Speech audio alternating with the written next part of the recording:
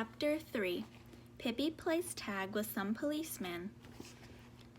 It soon became known throughout the little town that a 9-year-old girl was living all by herself in Villa Villacanula, and all the ladies and gentlemen in town thought this would never do. All children must have someone to advise them, and all children must go to school to learn the multiplication tables. So the ladies and gentlemen decided that the little girl in Villa Villacanula must immediately be placed in a children's home. One lovely afternoon, Pippi had invited Tommy and Annika over for an afternoon coffee and peppercorn. She had spread the party out on the front steps. It was so sunny and beautiful there, and the air was filled with the fragrance of the flowers in Pippi's garden. Mr. Nilsson climbed around on the porch railings, and every now and then the horse stuck his head out so that he'd be invited to have a cookie. "Oh, isn't it glorious to be alive?" said Pippi, stretching out her legs as far as she could reach. Just at that moment, 2 police officers in full uniform came through the gates. "Hooray," said Pippi. "This must be my lucky day too. Policemen are the very best things, next to rhubarb pudding." And with her face beaming, she went to meet them. "Is this the girl who moved into Villa Villacanula?" asked one of the policemen. "Quite the contrary," said Pippi. "This is a tiny little auntie who lives on the 3rd floor at the other end of the town." She said that only because she wanted to have a little fun with the policemen, but they didn't think it was funny at all. They said she shouldn't be such a smarty, and then they went on to tell her that some nice people in town were arranging for her to get into the children's home. "I already have a place in the children's home," said Pippi. "What?" asked the policeman. "Has it been arranged already then?" "What children's home?" "This one," said Pippi. "I am a child, and this is my home. Therefore it is a child's home, and I have room enough here, plenty of room." "Dear child," said the policeman, smiling, "you don't understand. You must get into a real child's home and have someone look after you." "Is one allowed to bring horses to the children's home?" asked Pippi. "No, of course not," said the policeman. "That's what I thought," said Pippi sadly. "Well, what about the monkeys?" "Of course not. You ought to realize that." "Well then," said Pippi, "you'll have to get kids for your children's home somewhere else. I certainly don't intend to move there." "But you don't understand that you must go to school." "Why?" "To learn things, of course." "What sorts of things?" asked Pippi. "All sorts," said the policeman. "Lots of useful things. The multiplication tables, for instance." "I have got along fine without multiplication for 9 years," said Pippi, "and I guess I'll get along without it from now on too." "Yes, but just think of how embarrassing it'll be for you to be so ignorant. Imagine when you grow up and somebody asks you what the capital of Portugal is and you can't answer that." "Oh, I can answer that all right," said Pippi. "I'll answer like this. If you were so bound and determined to find out what the capital of Portugal is, then, for goodness sakes, write directly to Portugal and ask." "Yes, but don't you think that you would be sorry not to know it yourself?" "Oh, probably," said Pippi. "No doubt I should lie awake nights and wonder. What in the world is the capital of Portugal? But one can't be having fun all the time," she continued, bending over and standing on her hands for a change. "For that matter, I've been to Lisbon with my papa," she added. Still standing upside down, she could talk that way. But then one of the policemen said to Pippi certainly didn't need to think she could do just as she pleased.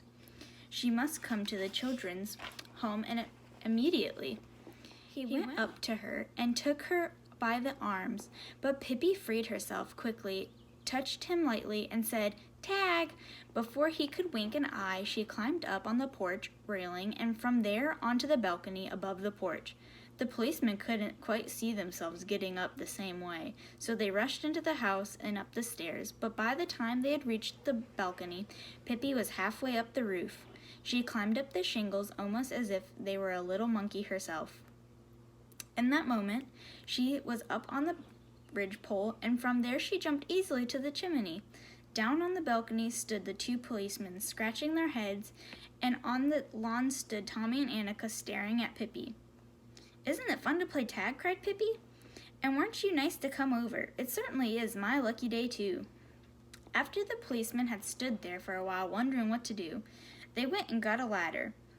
leaned it against one of the gables of the house, and then climbed up, first one policeman and then the other, to get Pippi down.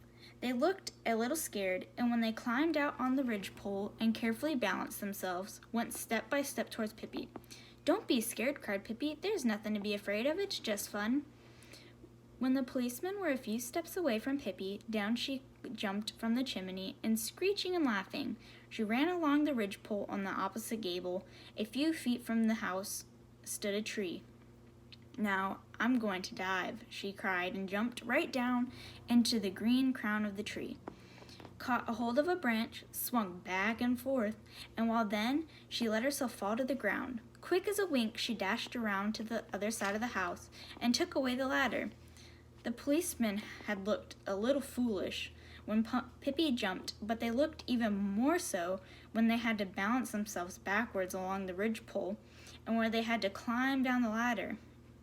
At first, they were very angry at Pippi, who stood on the ground looking up at them, and they told her in no uncertain terms to get the ladder and be quick about it, or she would soon get something she wasn't looking forward to. Why are you so cross at me?" asked Pippi. "We're just playing tag, aren't we?" The policeman thought a while, and at last one of them said, "Oh, come on, won't you be a good girl and put the ladder back so we can get down?" "Of course I will," said Pippi, and put the ladder back instantly. "And when you get down, we can all drink coffee and have a happy time." But the policemen were certainly tricky, because the minute they were down on the ground, again they pounced on Pippi and cried, "Now you'll get it, you little brat." "Oh no, I'm sorry, I haven't had time to play any longer," said Pippi, "but it was fun." Then she took hold of the policemen by their belts and carried them down the garden path, out through the gate and onto the street. There she set them down, and it was quite some time before they were ready to get up again. "Wait a minute," she cried, and ran into the kitchen and came back with 2 cookie hearts. "Would you like a taste?" she asked. "It doesn't matter that they're a little burnt, does it?" Then she went back to Tommy and Annika, who stood there wide-eyed and just couldn't get over what they had just seen. And the policeman hurried back to town and told all the ladies and gentlemen that Pippi wasn't quite fit for the children's home. They didn't tell them that they had been up on the roof. And the ladies and gentlemen decided it would be best for all to let Pippi remain in Villa Canula. If she wanted to go to school, she could make an arrangement herself. But Pippi and Tommy and Annika had a very pleasant afternoon. They went back to their interrupted coffee party. Pippi stuffed herself with 14 cookies, and then she said, "They weren't what I mean by real policemen. No siree." Although too much talk about children's homes in Libsyn. Afterwards, she lifted the horse down on the ground, and they rode on him, all 3. At first, Annika was afraid and didn't want to, but when she saw what fun Tommy and Pippi were having, she let Pippi lift her up onto the horse's back.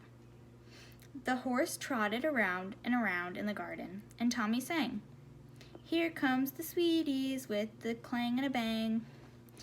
When Tommy and Annika had gone to bed that night, Tommy said, "Annika, don't you think it's good that Pippi moved here?" "Oh, yes," said Annika. "I don't remember what we used to play before she came, do you?" "Oh, sure, we played croquet and things like that," said Annika, "but lots more fun with Pippi around, I think, and with a horse and all the things." And here's the picture of the policeman.